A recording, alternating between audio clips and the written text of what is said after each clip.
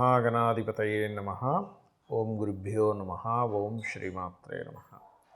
అరుణాం కరుణాతరంగితాక్షీం ధృతపాశాంకుశపుష్పబాణచాపాం అనిమాదిభిరావృతాం మయూకైః అహమిత్యేవ విభావయే భవానీ. శ్రీమాత్రే నమః. డిసెంబర్ మాస ఫలితాలు.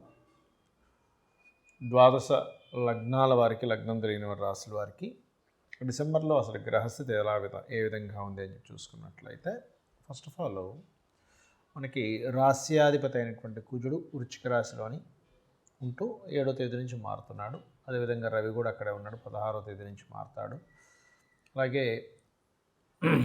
శుక్రుడు మరియు బుధుడు తులారాశిలో ఉంటూ అదే 7వ తేదీ వృశ్చికంలోకి వస్తున్నాడు. ఇక సింహరాశిలో కేతువు, కుంభరాశిలో రాహువు, మీనంలో శని, గురువు వచ్చేసి చూసుకున్నట్లయితే మిథునంలోకి ఎంటర్ అవుతున్నాడు, వక్రించుకుంటే వెనక్కి వచ్చి. ఈ యొక్క గ్రహస్థితిని అనుసరించి అయితే ఈ 6వ తేదీ ఎంటర్ అవుతున్నాడు ఆయన. ద్వాదశ లగ్నముల వారికి, లగ్నం తెలియని రాశుల వారికి ఏ విధంగా ఉండబోతుంది, ఏ విషయాల పట్ల జాగ్రత్త తీసుకోవాలనేటువంటి అంశాలు ఒక్కొక్కటిగా తెలుసుకుందాం. అయితే ఈ విషయాలు చెప్తుంది నేనైనప్పటికీ కూడా చెప్పిస్తుంది సాక్షాత్ లలిత అమ్మవారిగా చెప్పిస్తుందనే భావంతో తెలుసుకుందాం. మిథునం వారి కనుక చూసుకున్నట్లయితే రాశిలోకి గురువు యొక్క సంచారం రాబోతుంది ఫస్ట్ వీక్ ఎండింగ్ నుంచి ఆల్మోస్ట్. సో దీనివలన సర్వసాధారణంగా మీకు ఏంటంటే లగ్నాధిపతి ఎప్పుడైతే పంచమంలో ఉన్నాడో ఫస్ట్ వీక్ కొంచెం క్రియేటివిటీ రంగాల్లో ఉండేటువంటి వారికి కలిసి రావడము, కొంత ఉద్యోగ సంబంధించినటువంటి విషయాల్లో కొంత స్ట్రెస్ ఉంటూ కొత్త ఉద్యోగ అవకాశాలు రావడము, ఆ ఉద్యోగంలో కూడా ఉన్న ప్రాంతం కాకుండా ఇతర ప్రాంతాలకు వెళ్ళడం ద్వారా ఉద్యోగాలు రావడం అనేటువంటి చూపిస్తుంది. అయితే ఇక్కడ ఫైనాన్షియల్గా ఎలా ఉంటుంది ఏంటంటే కొంత బెటర్గా ఉంటుంది, నాట్ బ్యాడ్.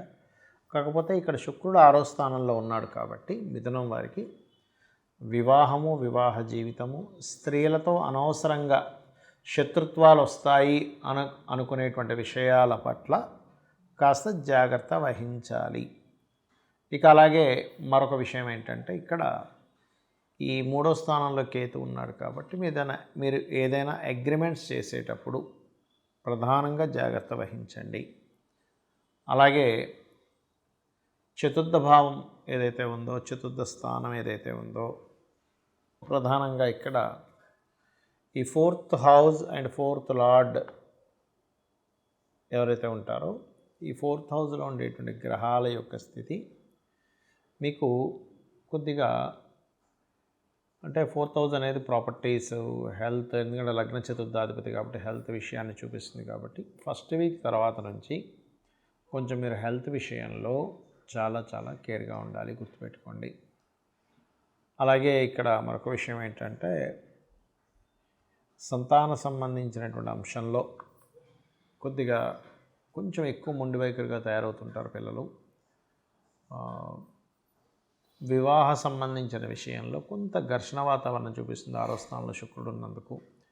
ముఖ్యంగా స్త్రీలకు కానివ్వండి, పురుషులు స్త్రీలకు కానివ్వండి, అప్పులు ఇచ్చేటప్పుడు ఈ అప్పు మూలంగా అనవసరంగా ఘర్షణ అవుతుంది అని అనుకునే విషయంలో ప్రధానంగా జాగ్రత్త వహించండి. అదేవిధంగా 7వ స్థానంలో కుజుడు ఉన్నందుకు పార్ట్నర్స్, వివాహ విషయాల్లో కొంత జాగ్రత్తగా ఉండండి. దూర ప్రాంతాలకి, అబ్రాడ్ లాంటి అంటే వేరే దేశాలకు వెళ్ళి అక్కడ ఏదైనా ఉద్యోగం చదువుకుందాం, హైయర్ ఎడ్యుకేషన్ కోసం చేసే ప్రయత్నాలు ఖచ్చితంగా మీకు సఫలీకృతం అవుతాయి, అందులో ఎటువంటి సందేహం లేదు. ఇక మీరు నిత్యము చేయవలసిన అమ్మవారి ఆరాధన చేయండి. చాలామంది నన్ను అడుగుతున్న విషయం ఏంటంటే మీరు గోచార ఫలితాలు చెప్తున్నారు, ఈ గోచార ఫలితాలు కాకుండా మనం వార ఫలితాలని, మాస ఫలితాలు చెప్పుకుంటుంటాం కదా, అసలు పర్సనల్ చార్ట్ మూలంగా ఎటువంటి జాగ్రత్తలు తీసుకోవచ్చు, ఎటువంటి విషయాలు తెలుసుకోవచ్చు అని నన్ను చాలామంది అడుగుతున్నారు. అదేమిటంటే ఫస్ట్ ఆఫ్ ఆల్ మనం పర్సనల్ చార్ట్ తెలుసుకోవాలంటే మనకి లగ్నము, నక్షత్రము, రాశి, గ్రహస్థితులు ఎలా ఉన్నాయో తెలుసుకోవాలి. ఇది తెలుసుకోవాలంటే మీరు పుట్టిన తేదీ, నెల, సంవత్సరము, సమయము, ప్రాంతము కావాలంటే మీరు ఏ ఊరిలో పుట్టారు, ఏ సమయంలో పుట్టారు, ఏ తేదీలో, ఏ నెలలో, ఏ సంవత్సరంలో పుట్టారు. దానివలన మీ యొక్క గ్రహస్థితి అంటే మీరు పుట్టినప్పుడు ఉండే లగ్నం నుంచి గ్రహాలు ఎక్కడెక్కడ ఉన్నాయి, మనం పూర్వజంలో చేసుకున్న కర్మల మూలంగా ఆ గ్రహాలు అక్కడ స్థితి పొంది ఉంటాయి. అంటే కొంతమంది చూడండి ఫైరీ నేచర్ ఉంటారు, కొంతమంది ఎమోషనల్గా ఉంటారు, కొంతమంది అంటే ఒక్కొక్కరు ఒక్కో మైండెడ్, మనీ మైండెడ్ ఉంటే good communicators, very strong, very fiery, కొంచెం ఎమోషనల్గా ఉండేవాళ్ళు, ఆర్టిస్టిక్ నేచర్ ఉండేవాళ్ళు, ఎక్కువ గొడవలు పెట్టుకునేవారు, సోషల్గా ఉండేవారు, సీక్రసీగా ఉండేవారు, ఎక్కువ స్పిరిచువల్గా ఉండేవారు, ఎక్కువ వర్కాలిక్గా ఉండేవారు, బిజినెస్ మైండెడ్తో ఉండేవారు, సేవాతత్వంగా ఉండేవారు, ఇట్లా రకరకాల వ్యక్తులు ఉంటారు. అది అసలు మీరు ఏమిటి, అసలు అలా ఉండడం వల్ల మీకు లైఫ్లో బాగుంటుందా బాగోదా అనే విషయాన్ని మీ తత్వం ఏంటని వెరీ క్లియర్గా జాతకం చూసి చెప్పచ్చు. బట్ డేటు, టైము, ప్లేసు ఇవి పర్ఫెక్ట్గా ఉండాలి. దానివల్ల ఎక్కడ డ్రాబ్యాక్ అవుతుంది, నేను ఏం చేస్తే బాగుంటుందని తెలుస్తుంది. ఇక రెండో పాయింట్ ఏంటంటే ఇక్కడ మీ ధనం, ఈ ధన సంబంధించిన విషయాల్లో చాలామంది చూడండి ఏదో చదువుతారు, ఎక్కడికో వెళ్తారు, అది వర్కౌట్ అవ్వదు, లైఫ్లో చాలా సంవత్సరాలు వేస్ట్ అయిపోతుంది. అసలు ఎందులో బిజినెస్ చేస్తే ఇప్పుడు ధనభావాధిపతి ఎవరయ్యారు, అది మెడికలా, ఇంజనీరింగా, లేకపోతే ఫుడ్ రిలేటెడ్ సంబంధించిందా, ట్రాన్స్పోర్టింగ్ రిలేటెడా, రీసెర్చ్ రిలేటెడా, స్కూల్స్ పెట్టుకోవాలా, కాలేజెస్ పెట్టుకోవాలా, లేకపోతే ఓన్గా చేసుకోవాలా, జాబ్ చేయాలా, లేదా ఇక్కడ చేయాలా, వేరే దగ్గరికి వెళ్తే బాగుంటుందా, విదేశాలకు వెళ్తే బాగుంటుంది, ఇవన్నీ కూడా మీ ధనాధిపతి చెప్పేస్తాడు. అలాగే సిబ్లింగ్స్తో ఎందుకు గొడవలు అవుతున్నాయి, మీరు ఏదైనా ప్రారంభించేటప్పుడు ఎందుకు ఆ ప్రారంభించేటువంటి అంశం లేట్ అవుతుంది, మీరు ఆ ప్రారంభించేటువంటిది ఏదైతే ఉంటుందో దాన్ని మీరు ఏ దేవతా ఆరాధన చేస్తే మీకు స్టార్టింగ్ ప్రాబ్లం కొంతమందికి ఉంటుంది. అలాగే మీరు ఏ డైరెక్షన్లో ఉండే గృహంలో, అంటే మెయిన్ డోర్ ఎక్కడుంటే, మీరు ఎటువంటి దాంట్లో ఉంటే అది మీకు, ఎందుకంటే వాస్తు మనకు కొంత సపోర్ట్ చేయాలి, గుర్తుపెట్టుకోండి. జాతకం ఎంత సపోర్ట్ చేస్తుందో వాస్తు మీకు సపోర్ట్ చేసినప్పుడు బాగుంటుంది. కాబట్టి దీనికి ఏంటి, మీరు ఎప్పుడు గృహం తీసుకుంటే మంచిది, ఎలాంటి గృహం తీసుకుంటే మంచిది, ఏ డైరెక్షన్లో ఉంటే మంచిది, అది అసలు మీ పేరు మీద తీసుకోవచ్చా లేదా, మీ జీవిత భాగస్వామి పేరు మీద తీసుకుంటే మంచిదా, లేకపోతే మీ పిల్లల పేర్ల మీద తీసుకుంటే మంచిదా అనేది ఒక లెక్క ఉంటుంది. అలాగే ఇక్కడ సంతాన అభివృద్ధి అనుకోండి, ప్రేమ వ్యవహారాలు అనుకోండి, ప్రేమించి పెళ్లి చేసుకుంటారా, లేకపోతే నార్మల్గా ఇంట్లో వాళ్ళు చూసిందేనా, లేకపోతే 2 వివాహాలు ఉన్నాయా, ఒకవేళ జీవిత భాగస్వామిని ఇంకా తప్పించుకోలేని స్థితులు ఉంటాయి కొంతమందికి ర్యాష్గా ఉండేవాళ్ళు, రకరకాల వ్యక్తులు వస్తూ ఉంటారు. మనం యాక్సెప్ట్ చేయవలసిన పరిస్థితి ఉంటుంది కొన్నిసార్లు.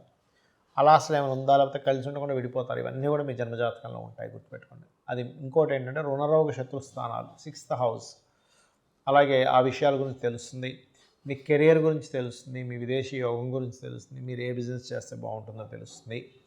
ఇప్పుడు మీకు నడుస్తున్న మహాదశ ఎటువంటి రిజల్ట్స్ ఇస్తుంది, ఈ రిజల్ట్స్ నుంచి మీరు మంచి అవుట్పుట్ రావాలంటే మీరు ఏం చేయాలి, అలాగే మీరు పర్టికులర్గా ఈ యొక్క మహాదశల్లో ఏ అంతర్దశల్లో బాగుంటుంది బాగోదు అనేటువంటి అనేకమైనటువంటి అంశాలు, మీ పాస్ట్లో జరిగినవి కానివ్వండి, మీకు ప్రజెంట్లో జరుగుతున్నవి కానివ్వండి, మీకు ఫ్యూచర్లో ఉండేటువంటి కొన్ని అంశాలు కానివ్వండి, ఇవన్నీ కూడా మీ పర్టికులర్గా మీ పర్సనల్ చార్ట్లో అది ఎలా ఉంది అనేటువంటి చెప్పేదే మీ జన్మజాతకం.